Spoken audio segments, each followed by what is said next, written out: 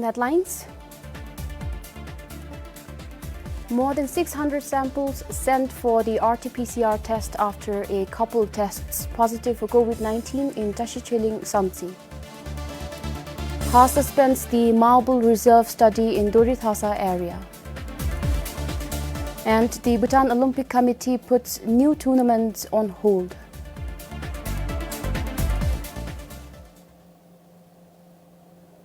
Kazangpo, a warm welcome to BBS News. I'm Sampan Dolkar.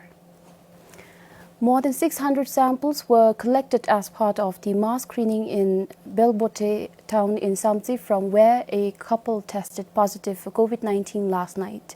The samples have been sent to Phinsoling for the RT-PCR test. Following the positive cases, the Samtsi town and other smaller towns in Tashichiling, Tendu, Nobugang and Gomtu are under a total lockdown. Officials sprung into action as soon as the couple tested positive on the antigen test last evening.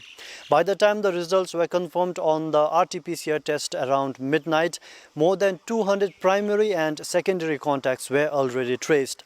Now, according to the Prime Minister's office, the couple showed features of acute infection, meaning they would have easily spread the virus to others. As per the sources I spoke to, the husband, Adesub, while leaving for home from his duty station at the Jitte border on 10th May, had no symptoms. But while returning, he complained of a headache.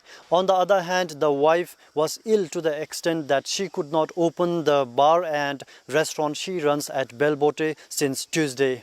As of 3 p.m. today, the samples of 115 primary contacts were sent to Phinsoling for the RT-PCR test. Meanwhile, after the lockdown was imposed today, the Dzongkha COVID-19 task force suspended all import and export activities. The registration for quarantine services is also put on hold, with movement to and from the district restricted. The inter-Gyeok movement is also prohibited until further notice. And except for the Samtsi town and other smaller towns in Tashicholing, Tendu, Norbuga and Gomtu, essential shops in Gyeoks remain open. Sharab Doji, BBS News, Samtsi. The Office of the Consumer Protection and the Bhutan Agriculture and Food Regulatory Authority will now collaborate to ensure that people are protected from unsafe food. To this effect, a memorandum of understanding was signed today between the two offices. Together, the OCP and BAFRA will conduct testing and timely inspection of food and encourage proper labeling of packaged food products. According to officials, today, the OCP receives various complaints related to food, but the office does not have certain equipment or expertise to resolve all of them. We are receiving a lot of complaints related to the food adulteration and also the expiry of the food. For that, BAFRA has expertise. They have testing equipments, testing laboratories, and they are the experts in the quality aspects, and for that we basically depend on their expertise, and we collaboratively resolve that issue. The two offices will communicate and share their resources to draw correct measures and compensate the aggrieved. We both deal with food, and more so specifically for the OCP, we deal with the food prices, so the consumers get the fair share of what they're spending for. While BAFRA also has a similar role, but our roles are more into food quality, food safety, and regulatory aspects in terms of diseases. And we believe by this collaboration, we can utilize limited human resources together. With the agreement, the OCP can consult BAFRA while assessing unfair trade practices and detain and dispose unsafe food. The office can also impose penalties. The collaboration of two agencies is very important, because otherwise what BAFRA is doing from production, from quality and certifications, if OCP doesn't know, then in the market how they will assess. Therefore, to address the issues, it is going to be a little difficult. Therefore, the understanding between two agencies is very, very important. With the two regulatory offices joining forces, it is expected that consumers will have a better access to safe food alongside right, safe and accurate market information. This is Ringdandup, BBS News. Some 52 households in Tarithang Gyeok of Sarpang have been granted a new lease of life. They were finally relocated to a safer place after having coped with the problem of human-wildlife conflict and other inconveniences for years. Far from the menace of wild animals, it's a fresh start for the families of the 52 households of Dorjitse and Wungchilu. They were moved closer to the Gyeok office in Yeosegan recently. Excited, some of them already started constructing houses on their new land. Others will follow suit soon. The villagers say the relocation also addressed a host of other problems they previously faced.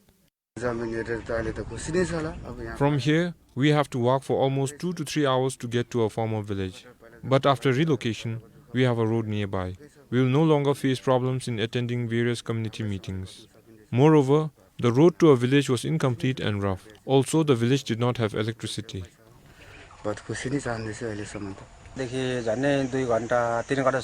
Everyone is happy with the new location. Many of our problems will be solved. We can lead a comfortable life ahead with the Gyeok office and a hospital situated nearby. Earlier, visiting the Gyeok office or the hospital for these people was risky. There were chances of wild animals attacking them. Dojitse was a scattered settlement separated by thick forests. Besides that, they couldn't take up farming as expected since wild animals damaged whatever crops they cultivated. The relocated villages, Dojitse and Wungchilu, are around 10 and 5 kilometers away from the Gyeok office respectively. A total of 118 acres of state land in and around the Gyeok office are being cleared for the relocation. For Karmawangdi in Sarpang, Sunampem for BBS News. A Bhutanese man living in New York in the US is recovering in a hospital after another man, a stranger, stabbed him on the neck.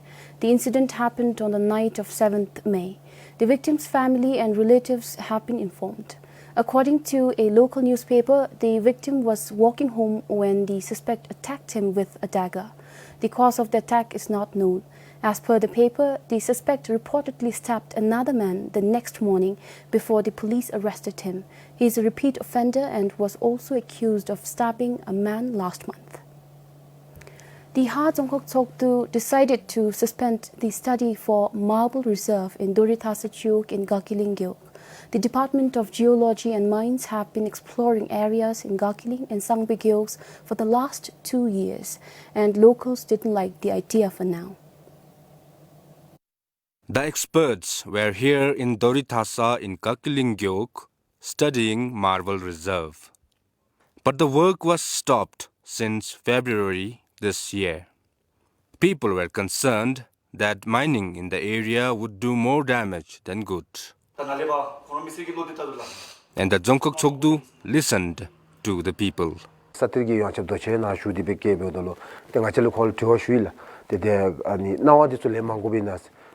We invited officials from the department and asked if they have to consult with either the Dzongkhok or the Gyeok for approval for such works. The officials said, according to the Mines and Mineral Act 1995, they do not require any approval for preliminary research, so that's why they have been working on their own for 2 long years now. The people were worried and approached the Dzongkhok. The Dzongkhok then wrote to the ministry to halt the research-related works.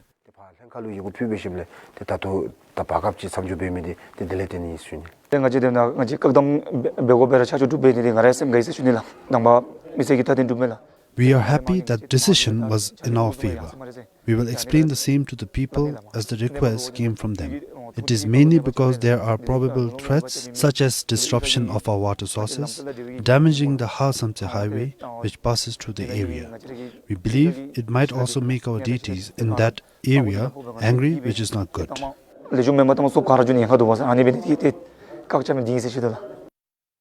Meanwhile, the areas also fall under the Jimmy Kesar strict nature reserve area and identified as red panda habitat.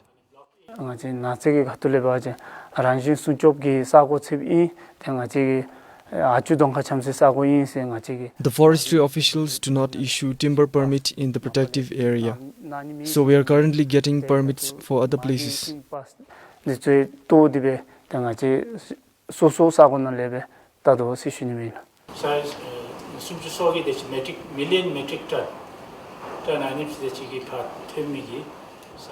The Director General of the Department of Geology and Mines, Chotin Wangchuk, clarified that it was merely an exploration and nothing is damaged or disturbed.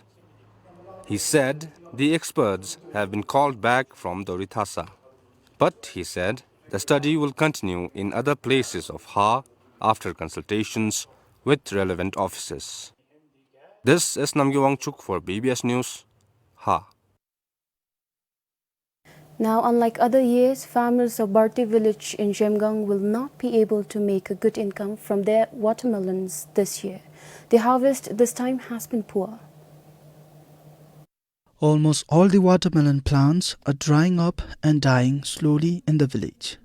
Helpless and hopeless, farmers have described it as the worst harvest they have ever seen in the last 5 years.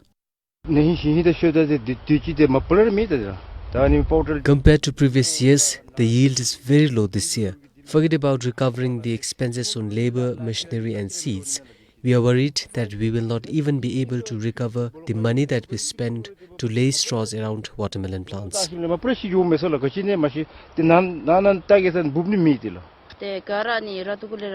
All the watermelons have begun to dry up from the roots. About 5 acres of land where watermelons have been planted have all dried up. According to the farmers, the yield this year is over 80% lower than what the village harvested in the previous years. Farmers suspect the changing weather conditions for the poor harvest. Meanwhile, the officials from the Dzongkhag agriculture sector said the problem could be due to crop rotation or poor pest control. Therefore, the Gyeok RNR is planning to use pesticides on all the farmland next year. Farmers had increased their production of watermelons this year to 20 acres. Cultivation of watermelon in the district began from 2017. For Pema Samdup in Shimgang, this is Pasang Doji for BBS News. Dzongs play an important role in Bhutan as an administrative center and monastery, and it is vital to protect them from disasters. Therefore, the Tongsa police trained officials and monks on basic fire safety and correct handling and use of equipment such as fire extinguishers.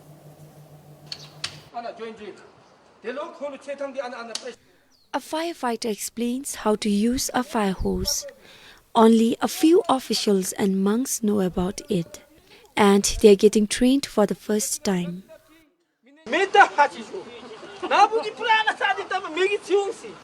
It is a skill not only to save the dzong, but also to save oneself from fire mishaps.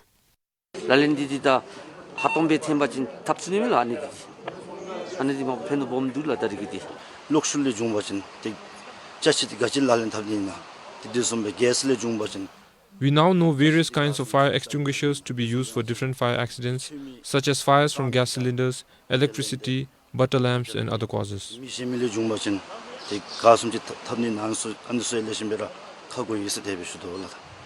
About 6 types of fire extinguisher and 16 hydrants are installed for the dzong.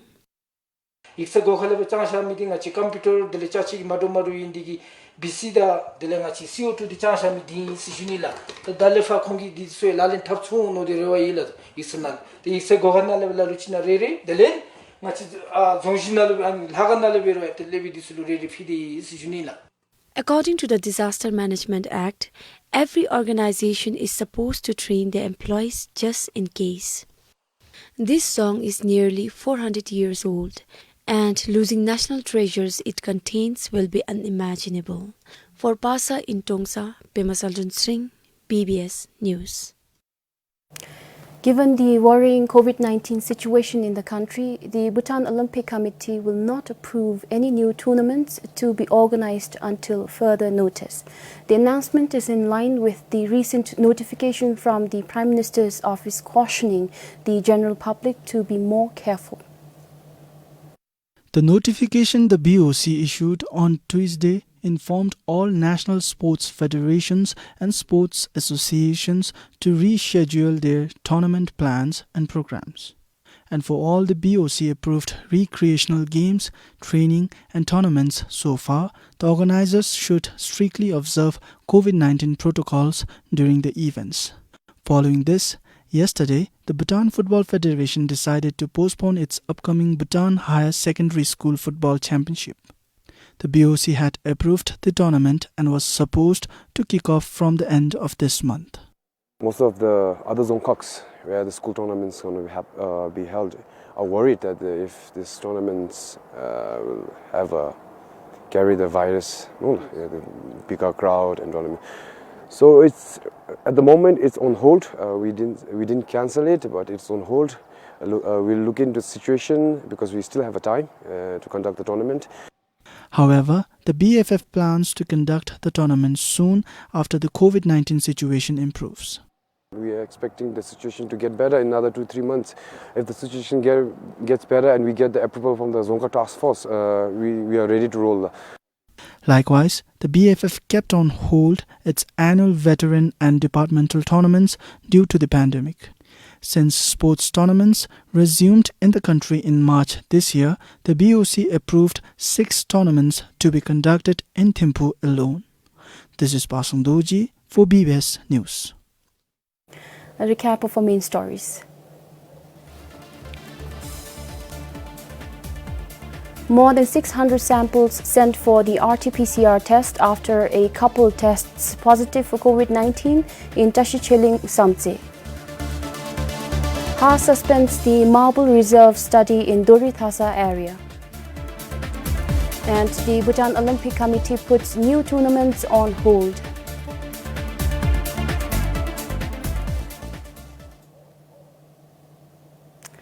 That's all we have from the newsroom today. Thanks for watching. Read our stories on www.bbs.pt.